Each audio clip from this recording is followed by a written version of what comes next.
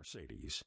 Stepping carefully in the existing tracks, he went to meet Remy Aucoin, the young patrol officer who'd found the body. Aucoin got out, head down and shoulders hunched defensively, like a kid expecting to be yelled at. Burgess wanted to slap a hand on his shoulder and tell him it was okay, but he held back. He didn't know if it was okay, or if the kid had fucked up somehow. Looked like the kid thought he had. It usually wasn't the end of the world, but he'd never let on he thought that. He'd never have another crime scene go right if word got around he was getting soft. The wind whistled up the hill and tore into them, rattling the ties on his hood and stinging his eyes. "What have we got?" he asked, raising his voice. Aucoin was hanging on to his uniform cap, trying to keep it from blowing away. "Dead guy in the Mercedes. Looks like someone jammed a rod down his throat." There was a faint whiff of sickness on his breath. An ugly corpse, maybe the kid's first, or the prospect of getting reamed by Portland's meanest cop. He'd find out soon enough.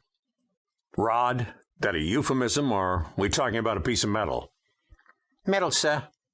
"There's a crime scene tape in a bag on the front seat. Mark it off, and then I want you to be the recording officer. You got your notebook?" Aucoin nodded. Burgess raised his flashlight and examined the kid's face. His color was bad. Despite the sour breath, Burgess decided it wasn't distress. That would be green. This was the blue of hypothermia. Kid probably wasn't wearing thermals. Didn't want to look fat in his uniform. Young guys were like that, and this was Aucoin's first winter. He'd learn. "There's a watch cap, a heavy sweater, and wind pants on the back seat. Put 'em on." Aucoin hesitated, pride warring with common sense, and then nodded. Burgess watched Aucoin grab the gear, then look around for a dressing room like he wasn't standing on a snowy street. "Out here or in your car, I don't care, but hurry it up. Like to get things under control before I turn into a popsicle." While Aucoin opened his cruiser door and sat on the seat to pull on the pants, Burgess got the crime scene tape, a mallet, and a handful of wooden stakes, and dumped them in Aucoin's lap. "Ground's probably too hard for stakes. Trees, poles, use whatever you can," he said. "How'd you happen to find him?" The young patrolman looked like he wanted to be anywhere else on Earth. "I'd noticed the car earlier, sir. It had been there a while. I thought I'd better check." "How much earlier?" 3 hours, sir." The words came out a little bit strangled. "You waited 3 hours to check on him?" "Man's a regular, sir." Burgess shined his light on the MD plates.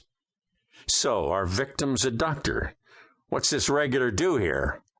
"Sex, sir." He didn't like it that the kid had let so much time pass, that this doctor was allowed to park on a residential street and have sex in his car. "You know of any sex act that takes 3 hours?" "No, sir." Aucoin's teeth were chattering. No sense wasting time out here on things they could do inside later, like talk. "You run the plates?"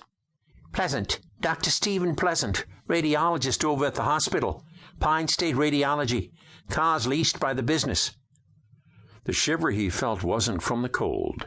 He'd run into Pleasant before. "Live around here? This neighborhood?"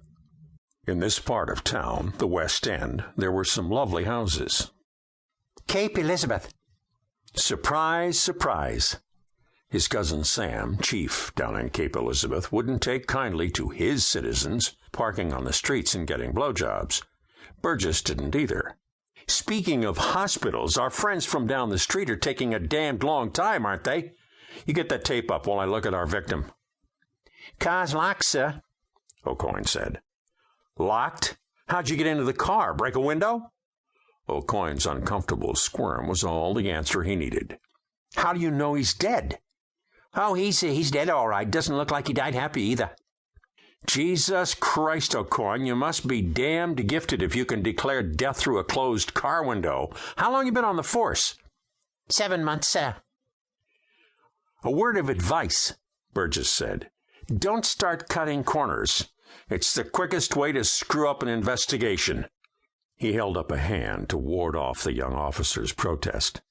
"I know it's a miserable night. No one wants to get out of a car on a night like this.